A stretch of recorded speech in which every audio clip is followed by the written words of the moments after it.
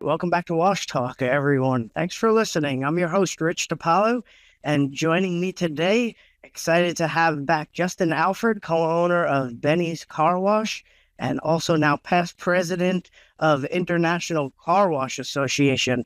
I'm almost speaking to royalty now, past president of ICA, Justin. Congratulations on that appointment. Thank you. And most people say that the word past, those are the most famous letters.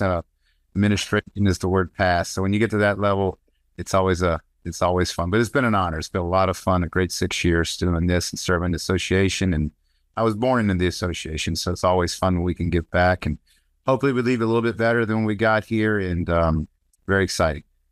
Yeah, I want to talk about your time working with the association in a little bit here, but wanted to have you on the program, Justin. Always like to catch up with you every few years to find out what's new and exciting over at Benny's down in Baton Rouge, Louisiana. Obviously, one of the top operators in the market. And also, while I have you, Justin, always great to catch up with you on the state of affairs in the professional car washing market. But let's talk a little bit about your experience as ICA president. Is it a lot of handshakes and smiles, Justin, or is it a lot of intense board meetings? Well, what did you think of the show in May as you were planning and attending it this year? It was great. It's a lot of all the above. I tell you, Eric Wolf and his entire staff, the International Carwash Association, they really do a nice job. I mean, I'm on the boards of several associations and active in the local communities. And I tell you, the ICA, I got to say, they've got to be the top shelf that I have seen and worked with. Eric and the entire staff, they've been there a long time, and they really care, and they put a lot of effort into it, and they do a lot of the work there, and it's exciting. But it's good that we have a board that's made up of operators, it's made up of vendors. We have a very diverse board, which is kind of nice, and now with the what I say in the last 10 years, the new PE world, private equity and investor car washes, they're represented on the board as well. So get to meet some of them and get to see a different angle that we're not used to. Because for us, it's still a family-owned business. It's still a family-run association. It's still a family-run industry. But it has changed. And with the new money coming in and the new investors and private equity and all those things, it's a new world. And we got to learn to work together. And we got to learn to make sure that the industry is strong for everybody. And then I think that's what the ICA's focus is. And I think we're in really good hands for the future. And it's going to be exciting to see what these next few years hold for the association. Back to your question about the car wash show. My show was Las Vegas when I was president, was last year, and this past year was Nashville. And I think Nashville was the largest. My year was the largest, I think, up to that point, as far as square footage wise. I think this last one in May in Nashville was the largest attendance and vendor and everything. So what a success, what a great show, and really enjoyed being there. It's always great catching up with people and getting to visit, and already looking forward to the next year. Right, yeah. And it's a family affair, I understand. As we learned at the SCWA show in 2019, your dad, Ben Alford, also was past president of ICA at one point, if I'm not, if I'm correct in that. Is that the first father-son duo that you know of that has served as president, or is there another? There's a few out there. The Paisner, okay. Bobby Paisner and his dad Marshall, who past president. Okay. Let me think of a few others. There's a few out there that have done that, but it's an honor. And my dad, he's been just about every show that going way back with the association. My grandfather, I heard him tell me stories about, Mexico City and when they started this thing. And it's great to see where it's developed into today. And I still remember as a kid, that was our vacation. We would go as a family to the ICA show. I remember going to Washington, D.C. and taking a tour of the city at night. We used to have a full sit-down banquet to close the show out, where the whole association would dress up in nice clothes and have a full sit-down banquet and do awards. And now, look at it, it's really grown into this huge operation. But my goal, and I hope it still keeps that family atmosphere, that friendship, that connection that's been so important to my family. And now my daughter, Helen, she's our fourth generation car washer. And hopefully we leave it in good hands that the next generation can get to learn and make friendships that we have that are so important. that's what I look forward to every day. Must be reading my mind, Justin, because I was going to comment that every time I see you in the aisle at these trade shows, it's usually you're traveling with a large entourage, right? A lot of those are your family members, as you mentioned. One of you, or your daughter Helen, joins you at these trade shows. What's new at Benny's? What are the challenges of staying current in this evolving market and world?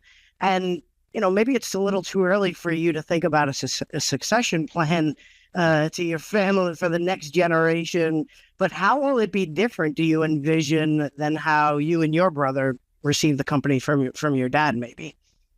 Sure. Great questions. And a lot of companies are dealing with this all the time. And, we're always thinking about succession. We're always thinking about the next generation or whether it's family or somebody. We're here for the long haul. And I think that's a big difference that a family-owned operation like ourselves and a few around the country and some of the private equity, they have maybe different strategic goals in mind, but we're here for the long haul.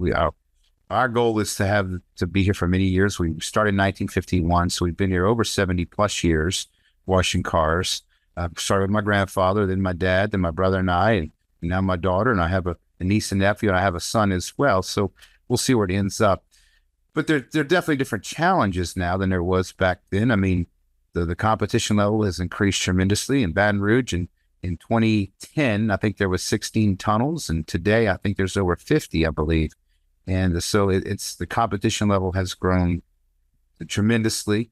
But everybody is washing more cars. There's subscription models now. There's other things, but I think that there's always a correction coming. I mean, the way the capitalist society works is that it's designed to explode at some point. So there's been a lot of building, and we already see it. There's some companies that may be built in C sites or B sites, and some of them are struggling. The cost of building is a real challenge. Inflation is a real number. And when you hear people talk about in the news that inflation's under control, we don't see it at all. My grandfather, he built his first car wash for $16,000. That wouldn't even cover the attorney fees to close a loan today. So as the cost increases, your break-even number goes up, and you got to wash more cars. And at some point, as that number keeps going higher and higher, can the volume sustain?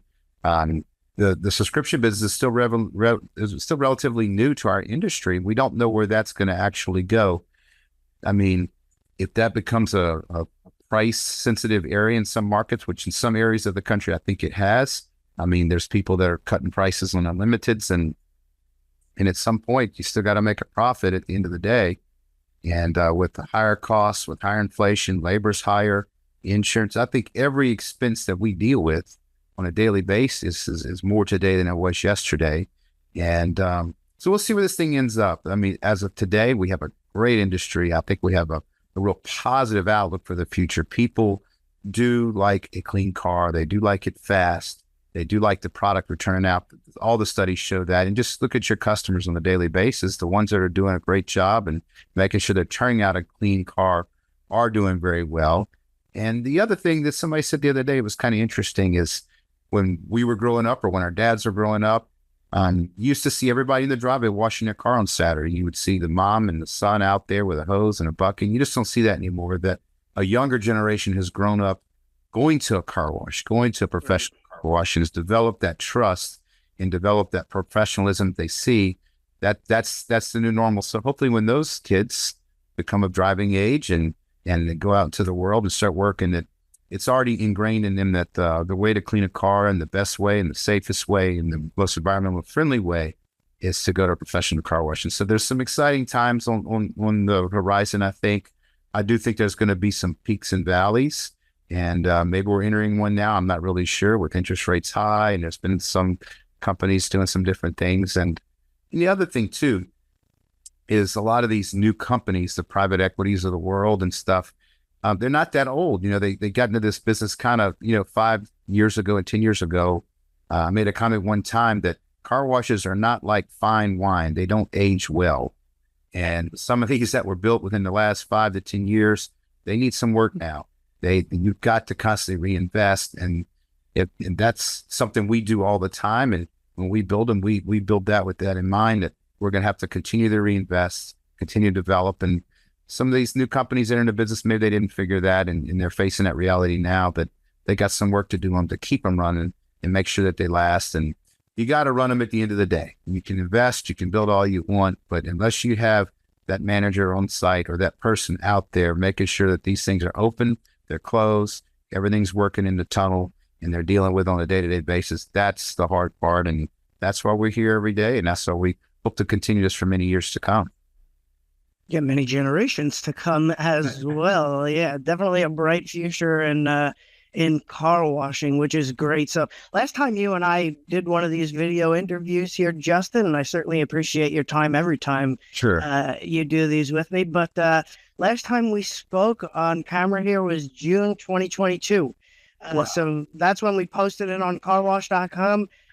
Reminds me, actually, it was crawfish season right around that time in Louisiana. So I hope the Alfords are getting their share of crawfish this year. But you mentioned during that interview with me, Justin, that supply chains were disrupting your business a little bit. Have all these issues? I know we're still dealing with inflation and elevated costs, but in terms of supply chains, are those have they worked themselves out at this point? In some ways, yes. We got to talk about crawfish because crawfish supply chain has been very poor this year. And my good friend Gary Bayrite from New York he heard that interview, and every time I see him, he said, "Just love that," because we opened up the interview you and I did a few years ago, saying it's crawfish season, but I have bad news to report. This year was not a good crawfish season. It wasn't a good yield. Okay. We had a very poor year. It was actually good for car washing because the summer was very dry here, which normally in Louisiana, we get 70 inches of rain a year on average. And this past summer was exceptionally dry, which is good for car washing, but it's bad for crawfish season. And because crawfish, most of them, they live in the Chapelized Spillway, and they have crawfish ponds because rice farmers, in the off season, they farm rice. In the crawfish season, they flood these rice ponds, and the crawfish eat the rice, and they get big. Well, they didn't have the water they needed this year for the crawfish to go. So my good friend Gary Bayrite, New York, that's the crawfish report for the year. That's the crawfish update, right, for 2024? Okay. That is, as far as car wash supply chain, some things are still a challenge. I know electrical supplies like disconnects and transformers and things like that, there's still a backlog on that. We also have gasoline stations, and we're building one right now as well next to one of our locations. The tanks, today we're just having a meeting about that. The tanks are still a 12 to 16 week lead time to get tanks and get gasoline dispensing equipment. There's still some shortages out there. There is. So some ways it's better. I think the raw materials are better, like soap and supplies. We were always in good shape there. Our supplier always kept us going, but there was some times back in 22 and stuff where the silicone and some of the products that were used in tire dressing, they were struggling getting. We've seen gotten a lot better. Most of the supplies from the vendors and stuff we've been getting pretty much on time, but electrical is still kind of an issue in some of these specialty products. And for whatever reason, maybe there's a big demand on gasoline tanks or dispensing equipment, or maybe some part that they need from overseas. And I still feel like everybody watches the world scene like we do, and it just feels like it's very fragile. You look at what's to go on in China and what's going on in the Middle East, and it wouldn't take much to have a big disruption again. So I don't know if we're ever quite as comfortable as we were before the pandemic or before this major supply chains. I do know we keep more inventory in-house than ever before, that we try to keep parts on the shelf that we took for granted that we could get overnight with the shipping things. But so we're still in the back of our mind, but it has gotten a little bit better. That's for sure.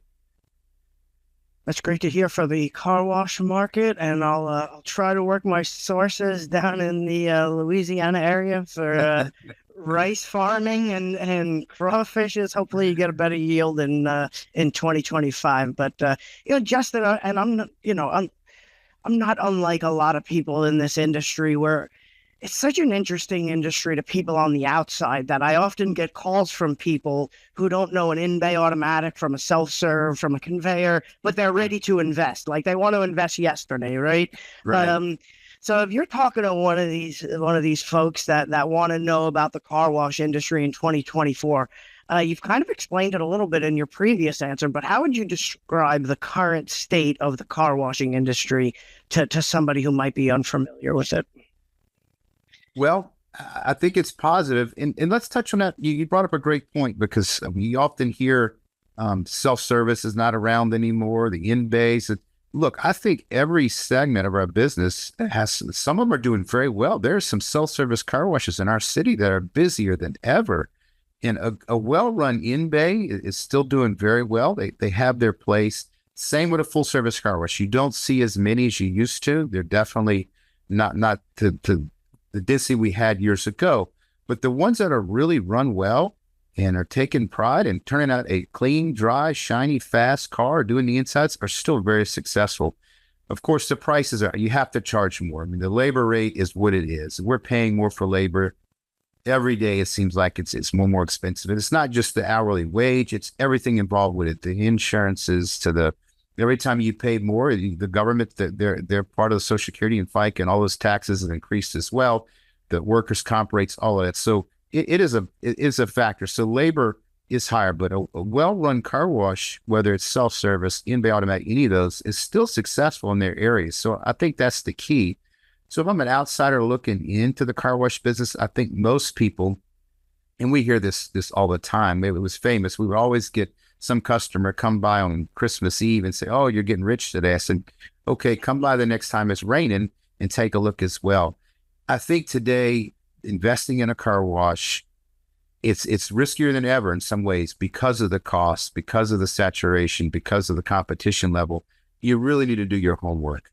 If you're thinking about getting in this business, it's a lot more expensive than most people realize. They think it's just a few $100,000 in a bucket and a sponge, and it's a lot more than that. And it's a lot more complicated than it is.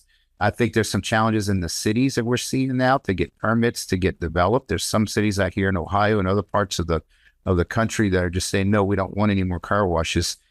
And that is a fear, because I don't want what keeps me up at night is our industry right now has a pretty good reputation. Our people are more professional than ever, but it doesn't take long to get what they say canceled.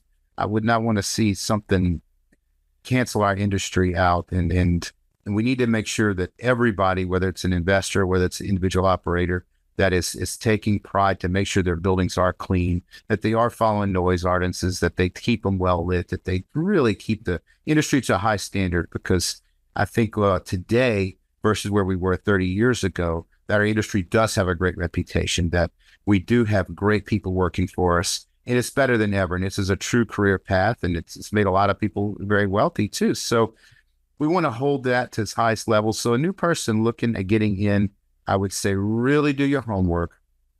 Make sure that you're adequately financed, because by the time you start building, it's going to cost you more than it is today. If you're planning a project today, if you get it off the ground within 2 years, I think you've done pretty well. And it's going to cost more 2 years from now, it looks like, than it is today. So keep that in mind when you go in. Make sure you're fully capitalized. Make sure you've done your homework, and try to be respectful of others. I mean, if there's 3 people within a half a mile of each other that already have car washes that are doing a great job, is it really smart that you build another one right in the middle? I think you got to use some good sense, and people are creatures of habit, and those car washes that are doing business now, that it's very hard that they're going to continue to do business, and you got to make sure there's enough for everybody. And I think that's a challenge, and people got to keep that in mind and make sure that they really do their homework and really do their due diligence before they dive into something, because it's an expensive project.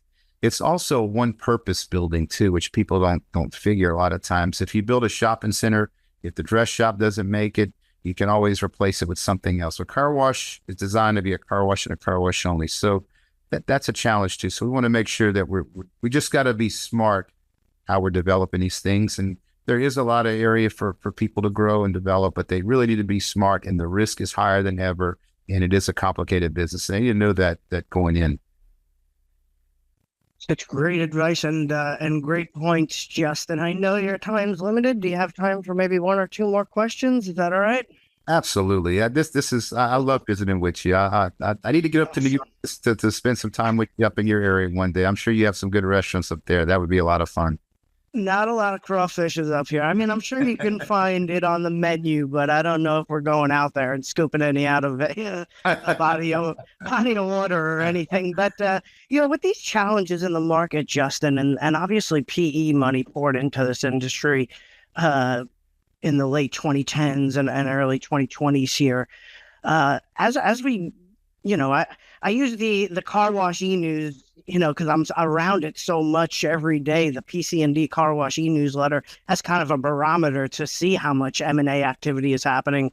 Also backing that up with talking with industry experts like Jeff Pavone, who's noticing, M&A activity down in this market. What's private equity's reaction been now that they've been in this market for about 5 years now or so, or maybe a little bit longer for some other companies? What has their reaction been? Do you see PE pulling back at all in this industry, or do you see it leaning in further these days?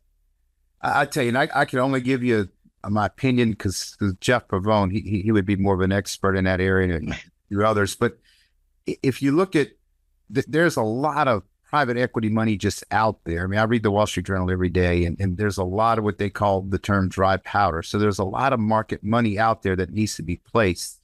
In PE, the only way they make money on it is to invest it, and they get management fees and other things. So that's their business model. So they're looking for investments. However, there is a time where the people, they want to return.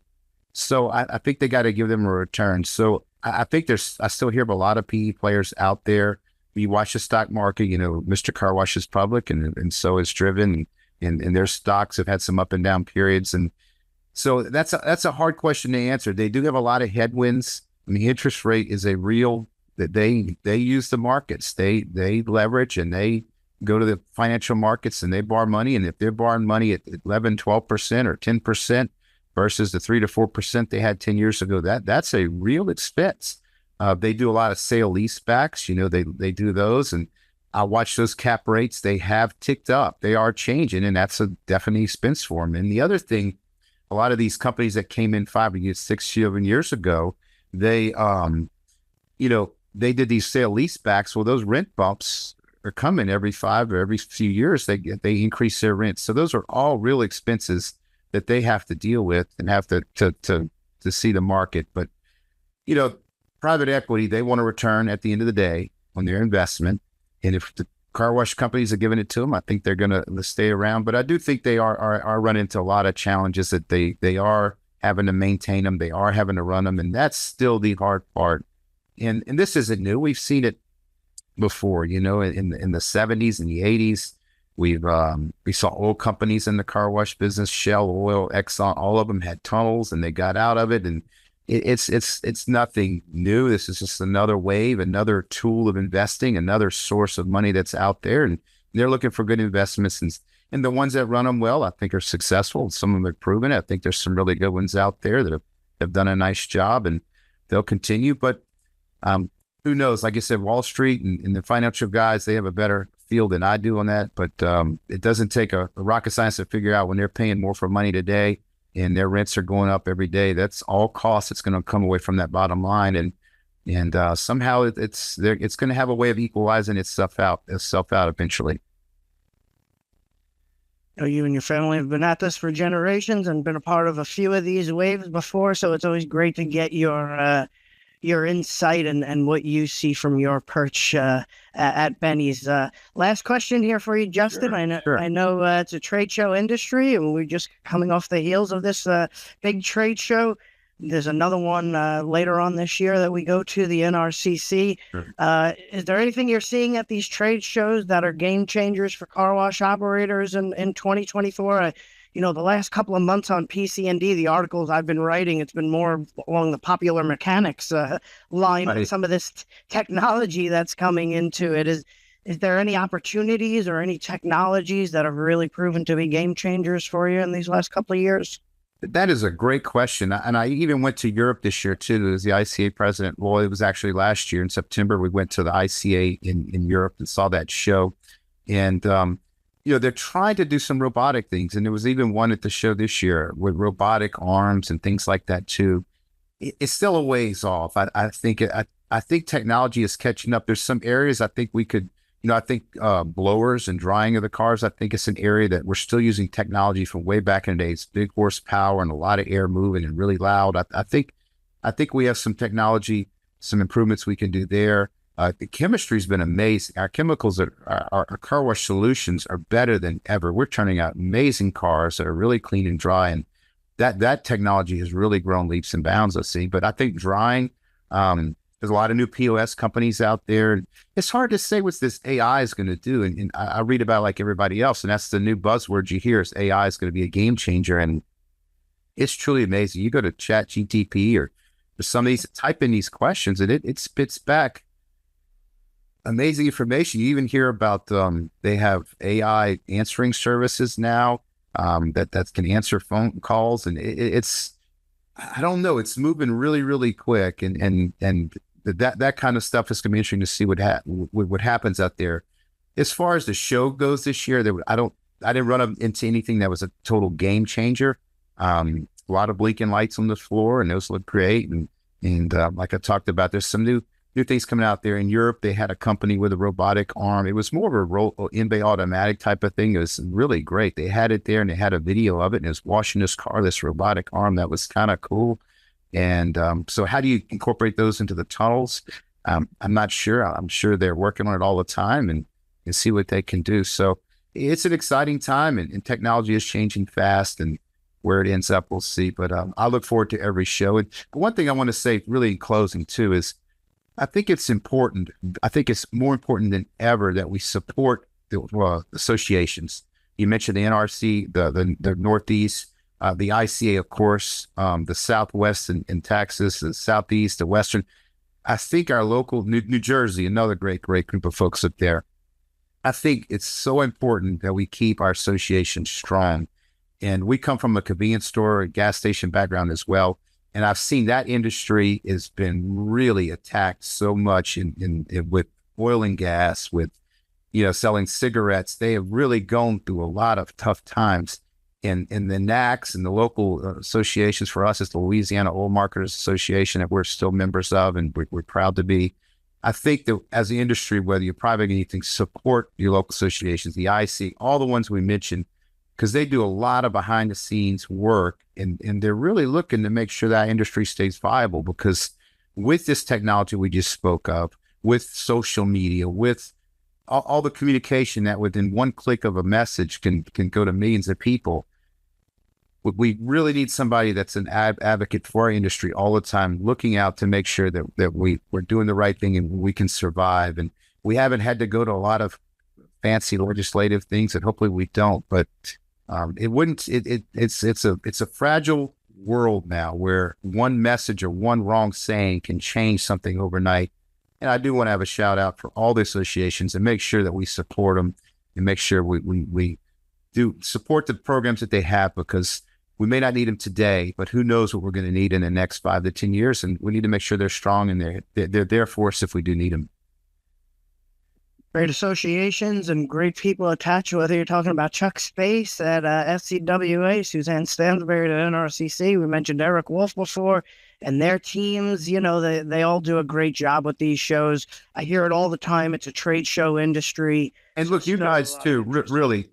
Thank you. Your magazine is on my desk right now. I just passed my daughter. I was going to hold it up and show you. I just read it, and it is that y'all are in that category with associations. We need to support the magazines. We need to support the media that supports our industry, because y'all are on the front lines as well. Y'all are the eyes, the ears, and y'all are passing the messages along.